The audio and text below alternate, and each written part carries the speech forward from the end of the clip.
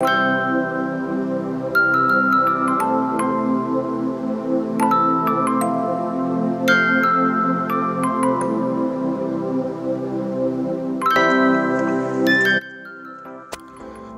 দিকে একটু ঠান্ডা থাকলেও বেলা বাড়তে বাড়তে আস্তে আস্তে সকালবেলা কিন্তু বেশ গরম লাগছে আজকাল। বোঝা যাচ্ছে যে এবার শীতের দিন শেষ হয়ে এলো, আর হাতে গোনা কয়েকটা দিন হয়তো এবার শীত থাকবে। ঠান্ডা তো নেই বললেই চলে, আর কাজ করতে করতে বেশ গরমও লাগছে। রোজকার মতো দেখে নিন আমার জানলা থেকে ভিউ। হয়ে গেছে বিছানা ঝাড়া। Good morning everyone, welcome back to the channel Abhishek the Bong. আজকে হচ্ছে 23 জানুয়ারি, বৃহস্পতিবার। অভিরাজ স্কুল ছুটি, একটু লেট করেই ঘুম থেকে উঠেছি, সেই জন্য কালকে অনেক রাতে ঘুমোতে গেছি, কিছু কাজ টাজ ছিল সেগুলো করছিলাম ল্যাপটপে। আপাতত এখন ঘুম থেকে উঠে বিছানা ঝাড়াতে হয়ে গেছে, চা খেতে বসবো। আর ওদিকে অভিরার জন্য একটু সুজি বসিয়েছি, চা খেয়ে অভিরাকে একটু সুজি খাওয়াবো, তারপরে আজকে দিন শুরু করবো। হ্যাঁ, তোমাকেও ট্রিট দেবো। ট্রিট খাবে? চলুন এবার দিনটা শুরু করা যাক।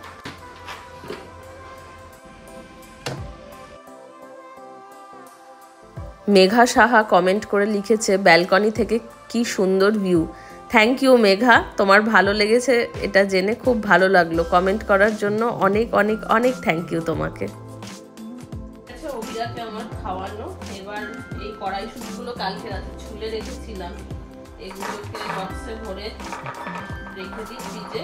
আজকে এটা দিয়ে কিছু করবো না, কড়াইশুঁটি দিয়ে কি রান্না করবো সেটা দেখার জন্য কালকের ব্লগটা ফলো করতে হবে। ব্রেকফাস্টের পর আমার রোজকার অভ্যেস হলো একটু ডাস্টিং করা।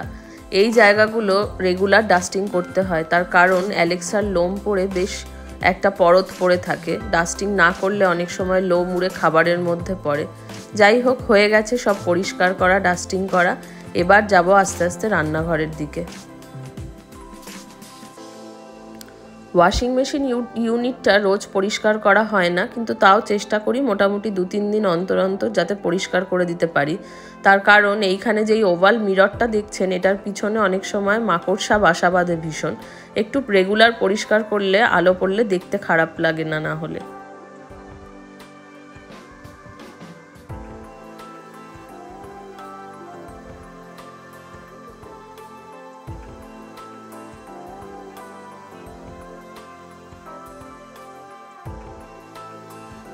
গতকাল অনেক জামা কাপড় কেচেছিলাম, আজ ব্যালকনিতে সকাল থেকে এত রোদ পড়েছে, সব জামা কাপড় শুকিয়ে গেছে। এখন এগুলোকে ভাঁজ করে আলমারিতে তোলার পালা। তার আগে আমার আলু সোনাকে আমি একটু আদর করে নিলাম।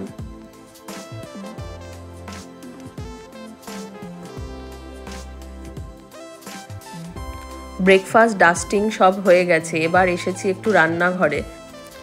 সকালবেলা ঝুমা সব বাসন ধুয়ে পরিষ্কার করে রেখে চলে গেছে। এখন বাসনগুলো প্রথমে গুছিয়ে যার যার জায়গায় রাখবো। কয়েকদিন আগে আপনাদের সাথে শেয়ার করেছিলাম আমার বাবা অনেকটা ধনেপাতার চাটনি বানিয়ে দিয়েছিল। চাটনিটা ফ্রিজে রাখবো বলে আইস কিউবের মধ্যে জমতে দিয়েছিলাম। এখন দেখুন এগুলো সব কিউবস ভালো জমে গেছে। এগুলোকে এবার কন্টেইনারের মধ্যে ভরে ফ্রিজে রেখে দিলে অনেক দিন পর্যন্ত ইউজ করা যাবে। ধনেপাতার এই গ্রিন চাটনিটা কোনো পরোটা, রোল, নিদেন পক্ষে ভাতের সঙ্গেও খুব ভালো লাগে খেতে। বাড়িতে বানিয়ে রাখতে পারেন। শেষমেশ সবজি কাটতে বসলাম, রান্নাবান্না শুরু করব। জামা কাপড়গুলো যত সব কেচেছিলাম ভাঁজ করে ফেলেছি, এবার এগুলো আলমারিতে তুলব। তো বাজে এখন দুপুর 1:30, রান্না বান্না সব হয়ে গেছে। এবার চান করব, করে অ্যালেক্সা আর অভিরাকে খাওয়াবো।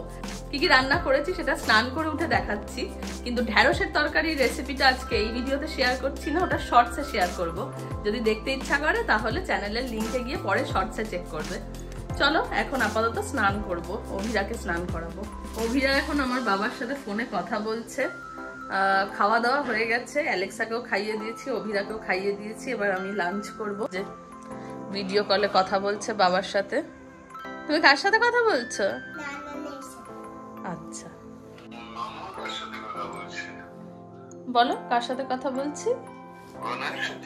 আজকে দুপুরের লাঞ্চে আছে সবই অল্প অল্প লেফট ওভার। ভাত, এটা হচ্ছে পনিরের ভুর্জি, আলু ঢ্যাঁড়সের তরকারি যেটা আজকে বানালাম, এটা হচ্ছে চানা, স্যালাড, আর এটা হচ্ছে আমার পিসি বানিয়েছিল একটুখানি আমলকির আচার। এটা দারুণ খেতে। তো এই দিয়ে আজকে লাঞ্চ সারবো। খাওয়া দাওয়া করে নিই, তারপরে তোমাদের সাথে কথা বলছি। খাওয়া দাওয়া তো হয়ে গেছে, এখন আমি জামা কাপড়গুলো কাঁচা হয়ে গেছিল সেগুলো মেলছি।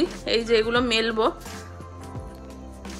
আর এদিকে সুহানা ফোন করেছে। সুহানা এখন ওদের দুজনকে একটু ঘরে নিয়ে যেতে চায়, সুবা দিদিদের ঘরে গিয়ে একটু আদর করবে।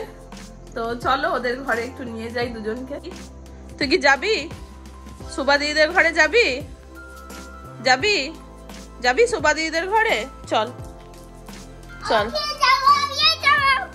বাবারে বাবারে বাবারে, ও আমার আসার আগেও দৌড়ে চলে যায়। স্নান করেছে।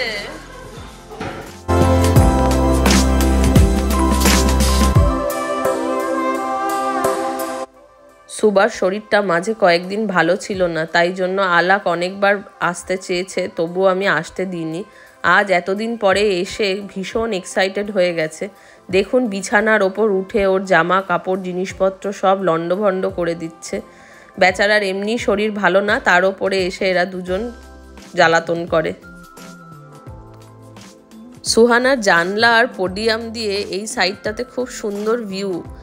আসুন আপনাদের সাথে শেয়ার করি ওর ব্যালকনি থেকে ভিউটা। এটা অ্যাকচুয়ালি পোডিয়াম ভিউ, এত উঁচুতে বলে আপনাদেরকে বোঝাতে পারছি না। অ্যাকচুয়ালি এই ভিউটা এত সুন্দর যে এখানে দাঁড়িয়ে অনেক ঘন্টা কাটানো যায়। আজকে সুবা দিদি একটা নতুন মাইক্রোওভেন কিনেছে, সেই জন্য বিকেলবেলা আমরা এটাতে পিৎজা রান্না করতে চাই। এখন আপনাদেরকে দেখাচ্ছি মাইক্রোওভেনটা কিরকম দেখতে।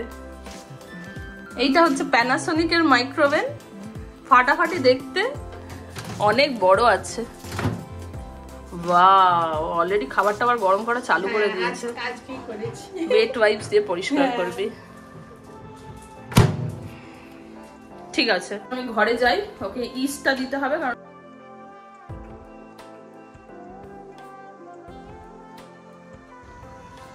এইটা হলো ড্রাই ইস্ট, এটাকে অ্যাক্টিভেট করে তারপর পিৎজার ডোটা বানাতে হবে। তো সুবাই বানাবে ম্যাক্সিমামটা, আমি ওকে একটুখানি হেল্প করার চেষ্টা করব। বাজে এখন বিকেল 4:15। এখন অভিরাকে নিয়ে যাচ্ছি একটুখানি ক্লাব হাউসে। ওকে সকাল থেকে আমি প্রমিস করেছিলাম আজকে নিয়ে যাব ক্লাব হাউসে। তা এখন আমার সব কাজ হয়ে গেছে। হ্যাঁ হ্যাঁ হ্যাঁ মা, হ্যাঁ ঠিক আছে ঠিক আছে ঠিক আছে ঠিক আছে, নিয়ে যাচ্ছি। কিন্তু এরপর আর বাকিটা আপনাদের সাথে এখন আমি শেয়ার করব না। আজকের ব্লগটা আপাতত এখানে শেষ করছি, কিন্তু এখন থেকে এই ক্লাব হাউসে যাওয়া আর সন্ধ্যাবেলা পিৎজা বানানো আমাদের আর যা যা হবে সেটা কালকের ব্লগে শেয়ার করব। সেই জন্য, কারণ এখন আপাতত এই সকাল থেকে যা ছিল সেটা আপনাদের সাথে শেয়ার করব, এখন ব্লগ পোস্ট করব। তো আজকের ব্লগটা এখানেই শেষ করছি। এরপর নেক্সট ক্লাব হাউস থেকে আমরা কি কি করলাম সেটা শেয়ার করব পরের ব্লগে, আগামীকাল। ততক্ষণ পর্যন্ত সবাই খুব ভালো থাকবেন, আর দেখা হবে খুব তাড়াতাড়ি কালকের ব্লগে। প্লিজ দেখবেন, নেক্সট ব্লগটাও খুব ইন্টারেস্টিং হতে চলেছে। আর যদি চ্যানেলটা ভালো লাগে তাহলে প্লিজ সাবস্ক্রাইব করার অনুরোধ রইল। ভিডিওটা ভালো লাগলে লাইক করে দেবেন। আপাতত টাটা। সবাই সুস্থ থাকুন, সবাই ভালো থাকুন, সবাই সুস্থ থাকুন। ভিডিওতে একটা লাইক করে দাও।